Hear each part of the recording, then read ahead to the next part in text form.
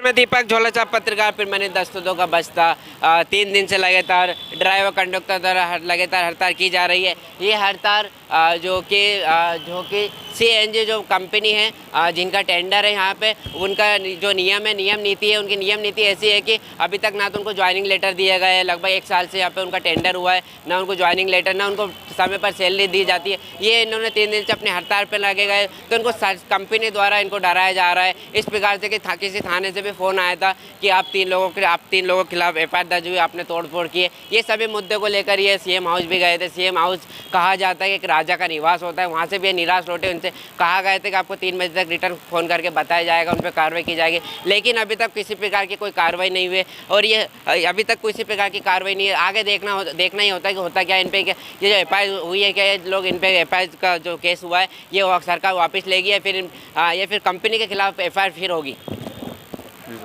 जी, आप हड़ताल कर रहे हैं, इसमें आप कहाँ गए थे? सर हम सीएम हाउस गए थे, विश्वास सारंग जी के पास गए थे, मालती राय जी के पास भी गए थे। मालती राय जी हमें मिल नहीं पाई थी, विश्वास सारंग भी जी नहीं मिल पाए थे। तो हमने अपने जो आवेदन होते हैं, हमारे जो फॉर्म बनाया था, हमने टाइपिंग करवा के हमने वो जाके जमा करवाए थे। और सीएम हाउस में भी हमने जमा करवाया है ये चीज़। तो आपके खिलाफ सुना है एफआईआर दर्ज हो गई है? सर हाँ, हमारे नाम से एफआईआर दर्ज हुई थी। हमारे पास कल अपना बाग सिमरी थाने से फ़ोन आया था और ये बता रहे थे कि आपने यहाँ पे डिपो में तोड़फोड़ करी है, गाड़ियाँ तोड़ी हैं आपने, और 10 तारीख की बात है ये।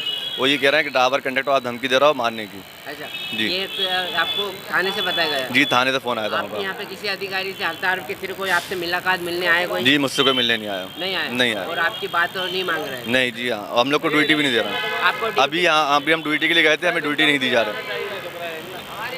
इस वक्त आपको क्या मेन मांगे थी आपकी जो आपकी मांगे नहीं मान जा रही है? सर हमने इनसे बोला है कि अगर हम ड्यूटी करने आते हैं यहाँ पे, अगर हमें ड्यूटी नहीं मिलती है तो हमें प्रेजेंट चाहिए। और आपके अभी ज्वाइनिंग लेटर मिल रहा है, इस संबंध में क्या कहेंगे? मतलब थोड़ा सा बताइए। सर हमें ज्वाइनिंग लेटर का, हम जिनसे ज्वाइनिंग लेटर का पूछते हैं, हमें ज्वाइनिंग लेटर का कोई बताया नहीं जाता है और हमें हर चीज़ में आगे से आगे नहीं करा जाता, हमें पीछे सरका दिया जाता है और हमारी बात को दबा दिया जाता है।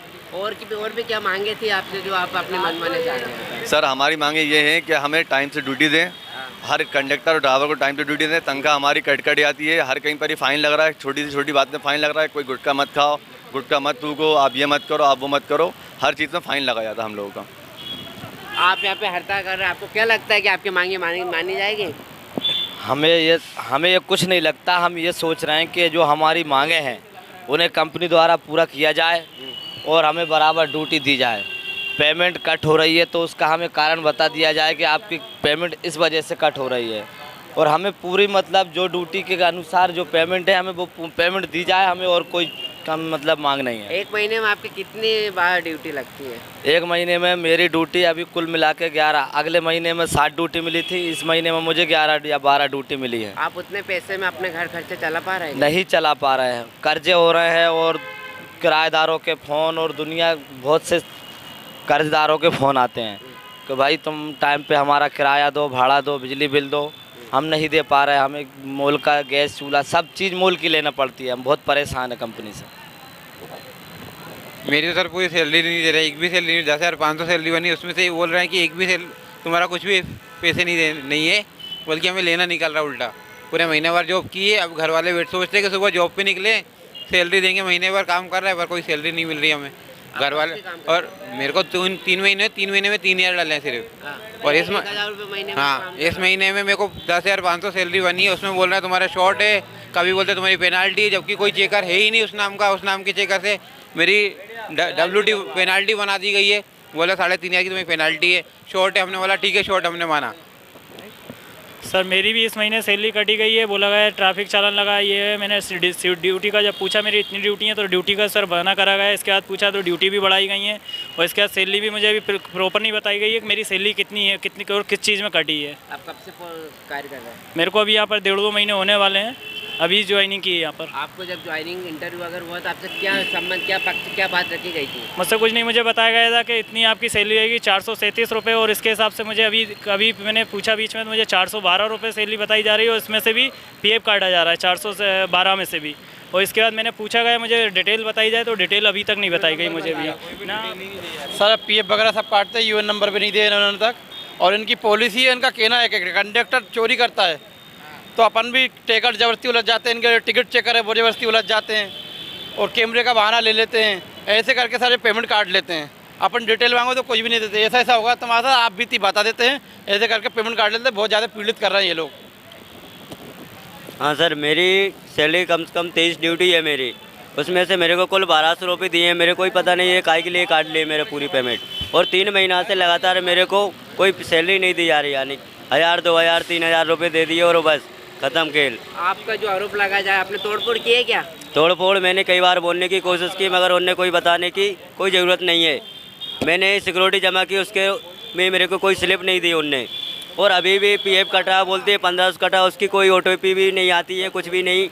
क्या है कुछ समझ में नहीं आया। सर तोड़-फोड़ की अगर बात है सर, इनके पास चारों साइड कैमरे लगे हैं, हमारे डिपो के अंदर, हमारी बसों में भी कैमरे लगे हुए हैं। अगर हमने किसी ड्राइवर से बदतमीज़ तरीके से बात करी, किसी से हमने व्यवहार अपना गलत करा है, या हमने डिपो के अंदर आके कोई गाड़ी बस पे तोड़-फोड़ करी था, इनके पास रिकॉर्डिंग तो होगी।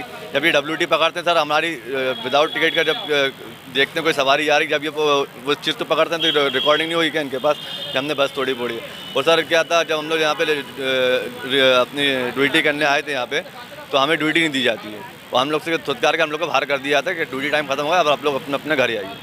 ये थे ड्राइवर कंडक्टर जिन्होंने सबने अपनी समस्या अपने सामने अपना पक्ष रखा। कहा कि हम लोगों पे आरोप लगाया गया कि हमने तो तोड़फोड़ की है, ये तोड़फोड़ हमने नहीं की है। आसपास CCTV कैमरे लगे, आप चाहे तो चेक करवा सकते हैं। हम कभी निर्दोष होते हैं, हमें जो सज़ा मिल सकती है वो आप सज़ा दीजिए, पर जो हमें पेमेंट है और जो हमें जो ड्यूटी मिलना चाहिए, जो हमारा हक है, ये हमें हमारा हक मिलना चाहिए। दीपक झोला से पत्रकार, भोपाल।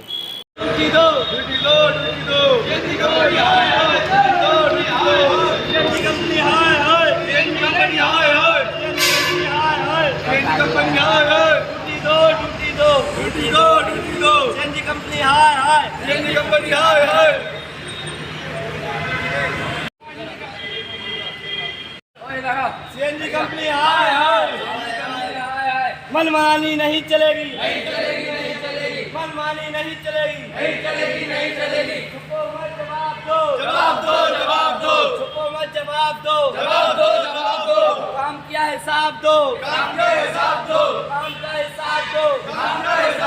छुपो मत जवाब दो, CNG कंपनी हाय हाय, CNG कंपनी हाय हाय।